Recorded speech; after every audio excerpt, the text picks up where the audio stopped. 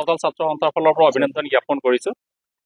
আপোনালোকে জানে যে চাওতাল ছাত্ৰ সন্থাই জন্মলগ্নৰ পৰা চাওতাল জনগোষ্ঠীৰ সাংবিধানিক মৰ্যাদা, সংবিধানত থকা সংবিধানত সন্নিৱিষ্ট যি সাংবিধানিক অধিকাৰ জনজাতিকৰণ আমি পাবৰ কাৰণে আন্দোলন কৰি আহিছোঁ।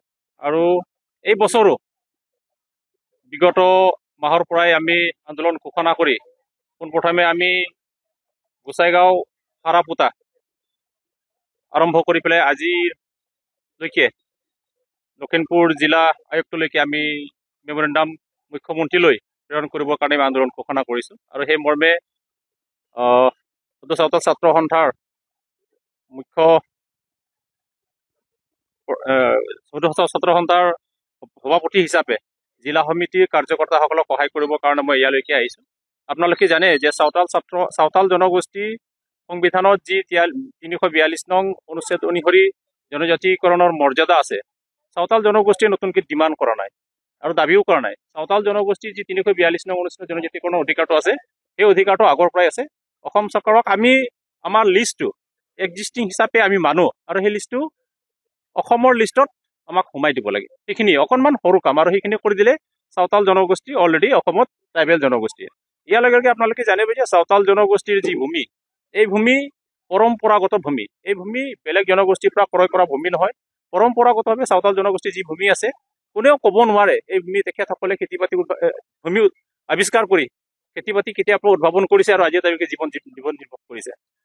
সেইকাৰণে আমি চাওতাল ছাত্ৰ সন্থাৰ চাওতাল জনগোষ্ঠী ডিমাণ্ড কৰিছোঁ, চাওতালসকলৰ যি পৰম্পৰাগত ভূমি, সেই ভূমি আগত যেনেকৈ আছিল, আগত যেনেকৈ হাজাৰ হাজাৰ বিঘা চাওতালসকলৰ আছিল, আজিৰ তাৰিখত কিন্তু আমি শংকিত হৈছোঁ। কাৰণ চাওতাল জনগোষ্ঠীৰ মানুহৰ যি ভূমি, সেই ভূমি অনাসংৰক্ষিত লোকৰ শ্ৰেণীসকলে ব্যৱসায় কৰি চাওতাল জনগোষ্ঠীৰ ভূমিখিনি ক্ৰয় বিক্ৰয় কৰি আজি শেষ কৰি পেলাইছে। তাৰ লগে লগে আমি ভাবোঁ যে চাওতাল জনগোষ্ঠী আগৰ তুলনাত আমাৰ জনসংখ্যা যিমান আছিল, লাহেকৈ ক্ৰমবৰ্ধমানভাৱে বাঢ়ি থকা নাই। চাওতাল জনগোষ্ঠীৰ জনসংখ্যা লাহেকৈ কমিছে, ঠিক তেনেকৈ ভূমিৰ পৰিসংখ্যাও কমিছে। সেইকাৰণে চাওতাল ছাত্ৰ সন্থাই আমি দাবী জনাইছোঁ যে চাওতালসকলৰ যি ভূমি 1886 চনৰ যি ভূমি আইন আছে, সেই ভূমি আইন মতে সংৰক্ষণ হ'ব লাগে। আৰু অলৰেডি যিসকল চাওতাল জনগোষ্ঠী বনাঞ্চলত বসবাস কৰে, সেই বনাঞ্চলত বসবাস কৰা চাওতাল জনগোষ্ঠীয়ে যাতে ভূমি অলৰেডি 2006 চনত তেখেতসকলৰ আইন আছে যে চাওতাল জনগোষ্ঠীয়ে পৰম্পৰাগতভাৱে বনাঞ্চলত থাকিব পৰা এটা আইন আছে। গতিকে সেই আইন অধীনে চাওতাল জনগোষ্ঠীক যাতে অনতিপলমে চাওতালসকলক ভূমিত পট্টা প্ৰদান কৰে, তাৰ বাবে আমি চাওতাল ছাত্ৰ সন্থাই চৰকাৰলৈ আমি দাবী জনাইছোঁ। ইয়াৰ লগে লগে আপোনালোকে জানে যে চাওতাল জনগোষ্ঠীক ইতিমধ্যে চাহ জনগোষ্ঠী হিচাপে অসমত নামাকৰণ কৰা হৈছে।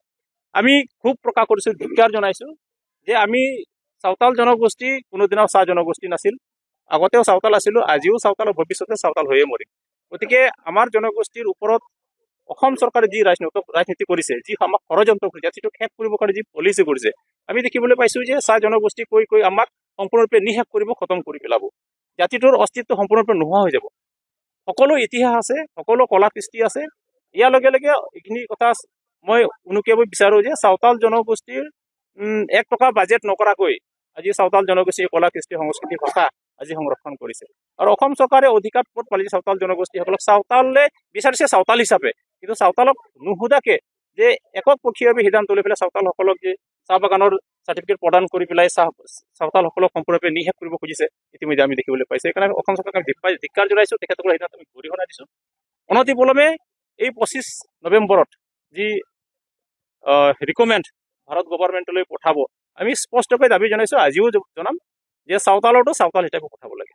যোৱা দিনবোৰতো চাওতাল জনগোষ্ঠী একেবাৰে আমি সৰু জনগোষ্ঠী, আমি ক্ষুদ্ৰ জনগোষ্ঠী। অন্য জনগোষ্ঠী অনুসৰি বৃহৎ জনগোষ্ঠী আমি নহয়। নিম্নতম আমি 2001 চনৰ যি পপুলেশ্যন চেঞ্চাছ আছে, সেই চেঞ্চাছ মতে আমি 2.5 লাখ চাওতাল জনগোষ্ঠী আছোঁ অসমত। আৰু 21 পৰা আজিলৈকে যদি খুব বাঢ়িছোঁ, খুব বেছি ক'লে আপোনাৰ 4 লাখৰ পৰা 5 লাখ, তাৰ ওপৰত নাযাওঁ। আমাক জনজাতিকৰণ, ভূমিৰ অধিকাৰ আদি কৰি যিখিনি আমি 5টা দাবী আমি চৰকাৰক ডিমাণ্ড কৰিছোঁ, সেই দাবীটো ফুলফিল কৰিলে কোনো এটা জাতি জনগোষ্ঠীৰো ক্ষয়ক্ষতি নহয়। আৰু অসম চৰকাৰৰ তলত যিসকল জনগোষ্ঠী এতিয়া অলৰেডি জনজাতিকৰণৰ সুবিধাটো পাইছে, ভোগ কৰি আছে, তেখেতসকলেও কোনো দৃষ্টিকোণেদি তেখেতসকলৰ ক্ষয়ক্ষতি নহয়। সেইকাৰণে চাওতাল জনগোষ্ঠীক জনজাতিকৰণ কৰিলে আমি যে এই অসমৰ বিভাজন কৰিব বিচৰা নাই, এই অসমখন আকৌ আগুৱাই লৈ যাব কাৰণে চিন্তা কৰিছোঁ। অসম চৰকাৰে বাৰে বাৰে কৈছে সকলো জাতি জনগোষ্ঠীক লৈ পেলাই আমি অসমৰ উন্নতিকৰণৰ কথাটো বিচাৰিছোঁ, কিন্তু এটা জনগোষ্ঠীক আগবঢ়াই নি আনটো জনগোষ্ঠীক যদি ইয়াত এনেকৈ দমাই ৰখা যায় অসমখন কেতিয়া আগবঢ়াই নাযাব। চাওতালসকলো অসমখন আগবঢ়াই নিয়াৰ ক্ষেত্ৰত তেখেতসকলৰ যথেষ্ট অৰিহণা আছে। আপোনালোকে দেখিবলৈ পাইছে চাওতালসকলৰ পৰাই বিলংছ কৰে ৰাষ্ট্ৰপ্ৰধানজন দ্ৰৌপদী মুৰ্মু। গতিকে এই চাওতাল জনগোষ্ঠীৰ এজন মানুহে এগৰাকীয়ে ৰাষ্ট্ৰপতি হৈ থাকিব আৰু সেই সম্প্ৰদায়ৰ মানুহে সেই কমিউনিটিৰ মানুহে সেই কাষ্টৰ মানুহে অসমত মানে নিম্নতৰ শ্ৰেণীত বসবাস কৰিব, ৰাজনীতিক অৰ্থনৈতিক সামাজিক অধিকাৰৰ পৰা তেখেতসকলে বঞ্চিত হৈ থাকিব। চৰম দুৰ্ভাগ্যজনক। আমি ধিক্কাৰ জনাইছোঁ আৰু অসম চৰকাৰক দাবী জনাইছোঁ যিহেতু এইবাৰ এই যি কেবিনেট বৈঠক হ'ব এই কেবিনেট বৈঠকত 27 তাৰিখৰ কেবিনেট বৈঠকত ইয়াতে চাওতালসকলৰ মেমৰেণ্ডামৰ প্ৰতি তেখেতসকলৰ দাবীৰ প্ৰতি সঁহাৰি জনাই চৰকাৰক জনাইকৰণ আৰু বাকী ইছ্যুবিলাক তেখেতসকলে সমাধান কৰিব আহ্বান জনাইছোঁ। Thank U.